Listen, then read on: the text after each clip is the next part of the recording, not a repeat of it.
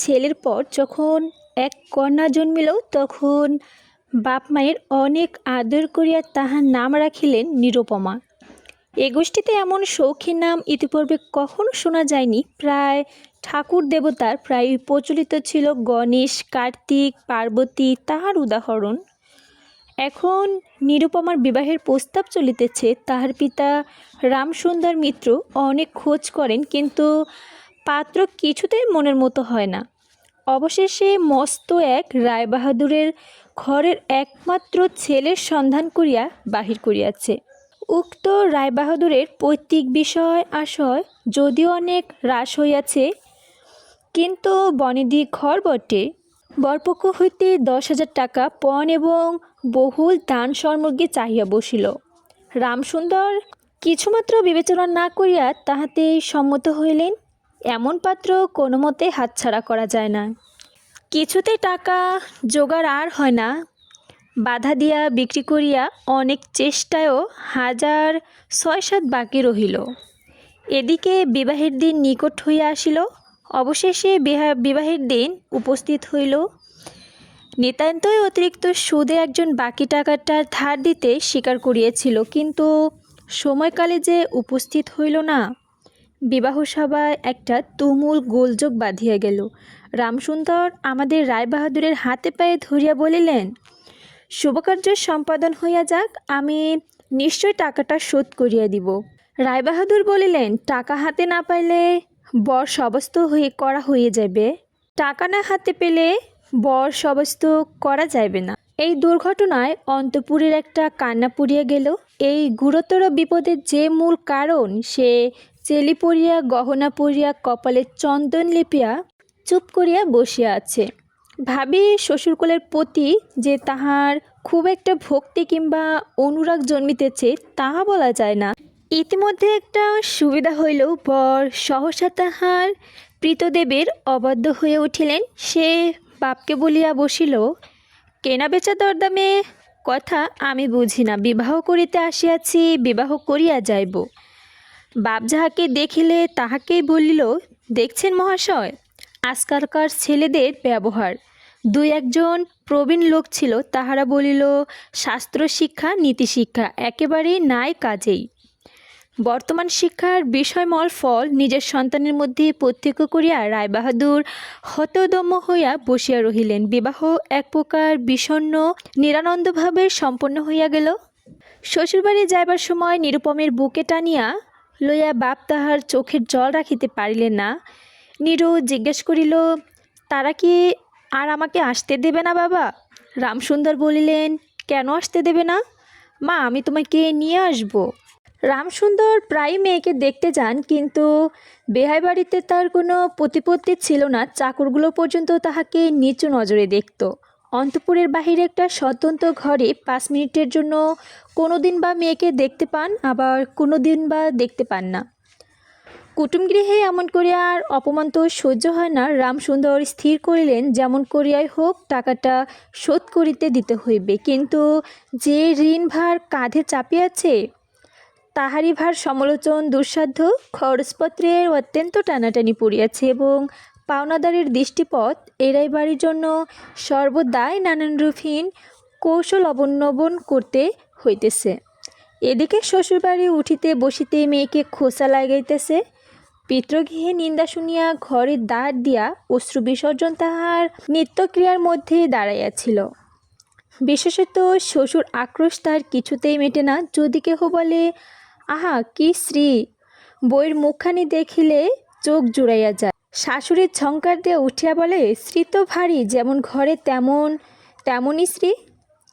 এমনকি বইয়ের খাওয়া পড়াও যত্ন হয় না। যদি কোনো দ্বারপরণতন্ত্র পরিবেশহীন কোনো ত্রুটির উল্লেখ করে, শাশুড়ি বলে, ওই ঢের হয়েছে। অর্থাৎ বাপ যদি পুরো দাম দিত তো মেয়ের পুরো যত্ন পাইত।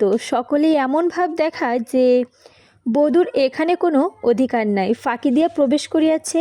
বোধ হয় কন্যা এই সকল অনাদর এবং অপমানের কথা বাপের কানে গিয়া থাকিবে। তাই রামসুন্দর অবশেষে বসতবাড়ি বিক্রি করার চেষ্টা করিতে লাগিলেন। কিন্তু ছেলেদের যে গৃহহীন করিতে বসিয়াছেন সে কথা তাহাদের নিকট হইতে গোপন রাখিলেন।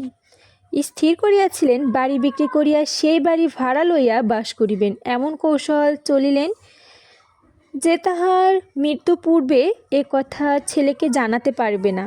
কিন্তু ছেলেরা জানিতে পারিল, সকলে আসিয়া কাঁদিয়া পড়িল। বিশেষত বড় তিনটা ছেলে বিবাহ এবং তাদের কাহারও বা সন্তান আছে। আবার আপত্তি অত্যন্ত গুরুতর হইয়া দাঁড়াইল। বাড়ি বিক্রয় স্থগিত হইল। তখন রামসুন্দর নানান স্থানে হইতে বিস্তর সুদে অল্প অল্প করিয়া টাকা ধার করিতে লাগিলেন। এমন হইল যে সংসারের খরচ আর চলে না। নীরু বাপের মুখ দেখিয়া সব বুঝতে পারিল। বৃদ্ধের পক্ষে কেশে শুষ্ক মুখে এবং সদা সংকুচিতভাবে দৈন্য এবং দুশ্চিন্তা প্রকাশ হইয়া পড়িল। মেয়ের কাছে যখন বাপ অপরাধী, তখন সে অপরাধের অনুতাপ কি আর গোপন রাখা যায়? রামসুন্দর যখন বেয়াই বাড়ির অনুমতিক্রমে ক্ষণকালের জন্য কন্যার সাক্ষাৎ লাভ করিতেন, তখন বাপের বুক যে কেমন করিয়া ফাটে তাহা হাসি দেখলেই টের পাওয়া যাইত। যে ব্যথিত প্রীত হৃদয়ে সান্ত্বনা দিবার উদ্দেশ্য দিনকতন বাপের বাড়ি যাইবার জন্য নীরু নিতান্তই অধীর হইয়া উঠিয়াছে। বাপের ম্লান মুখটি দেখে তার দূরে থাকিতে আর পারতেছে না। একদিন রামসুন্দর কহিল, বাবা, আমাকে একবার বাড়িতে লইয়া যাও। রামসুন্দর বলিলেন, আচ্ছা, কিন্তু তাহার কোনো জোর নাই। নিজের কন্যার উপরে পিতার যে স্বাভাবিক অধিকার আছে তাহা যেন পণের টাকা পরিবর্তে বন্ধক রাখিতে হইয়াছে। এমনকি কন্যার দর্শন সেও কি সংকোচন ভিক্ষা চাহিতে হয়? এবং সময় বিশেষে নিরাশ হইলেন। দ্বিতীয় কথাটি কহিবার মুখ থাকে না। কিন্তু মেয়ে আপনি বাড়ি আসিতে চাহিলেন, বাপ তাহাকে আনিয়া কেমন করিয়া থাকে? তাই বেআইন নিকট যে সম্বন্ধের দরখাস্ত পেশ করিবে। পূর্বে রামসুন্দর কত হীনতা, কত অপমান, কত ক্ষতি স্বীকার করিয়া যে ৩,০০০ টাকা সংগ্রহ করিয়াছে, সে ইতিহাস গোপন থাকাই ভালো।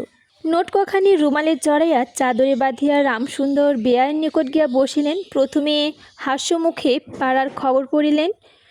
হরে কৃষ্ণের বাড়িতে একটা মস্ত চুরি হইয়া গিয়াছে। তাহার অধপ্রান্ত বিবরণ বলিলেন। নবীন মাধব ও রাধা মাধব দুই ভাইয়ের তুলনা করিলেন। বিদ্যাবুদ্ধি ও স্বভাব সম্বন্ধে রাধা মাধবের সুখ্যাতি ও নবীন মাধবের নিন্দা করিলেন। শহরে একটা নতুন ব্যামো আসিয়াছে, সে সম্বন্ধে অনেক আজগুবি আলোচনা করিলেন। অবশেষে হুকাটি নামাইয়া রাখিয়া কথায় কথায় বললেন, হা বেহাই, সে টাকাটা বাকি আছে বটে। রোজে মনে করি যাচ্ছি অমনি হতে করে কিছু নিয়ে যাই, কিন্তু সময়কালে মনে থাকে না। আর ভাই, বুড়ো হয়ে পড়েছি। এমনই এক দীর্ঘ ভূমিকা করায় পুঞ্জকণ তিনখানি স্থির হইয়া তিনখানি নোট যেন অতি সহজে অতি অবহেলা বাহির করিয়ালেন। সবেমাত্র ৩,০০০ টাকার নোট দেখিয়া রায়বাহাদুর অট্টহাসি করিয়া উঠিলেন। বলিলেন, থাক বেয়াই, এতে আমার কাজ নেই। এটা প্রচলিত বাংলায় প্রবাদে উল্লেখ করিয়া বলিলেন, সামান্য কারণে হাতে দুর্গন্ধ করতে চায় না তিনি। এই ঘটনার পরে মেয়েকে বাড়ি আনিবার প্রস্তাব কাহারও মুখে আসে না। কেবল রামসুন্দর ভাবিলেন যে সকল কটূক্তির সংকোচন আমাকে শোভা পায় না। মহামূর্তভাবে অনেকক্ষণ চুপ থাকিয়া অবশেষে মৃদুস্বরে কথাটা পড়িলেন। রায়বাহাদুর কোনো কারণমাত্র উল্লেখ না করিয়া বলিলেন, সে এখন হচ্ছে না। এমন বলিয়া কর্মপক্ষে স্থানান্তরে চলিয়া গেলেন। রামসুন্দর মেয়ের কাছে মুখ না দেখাইয়া কম্পিত স্থয়ে কয়েকক্ষণ নোট চাদরের প্রান্তে বাঁধিয়া বাড়িয়ে ফিরিয়া গেলেন। মনে মনে প্রতিজ্ঞা করিলেন, যতদিন না সমস্ত টাকা শোধ করিয়া দিয়া অসংকোচে কন্যার উপর দাবি করিতে পারবেন, ততদিন আর বিয়াই বাড়ি যাবেন না।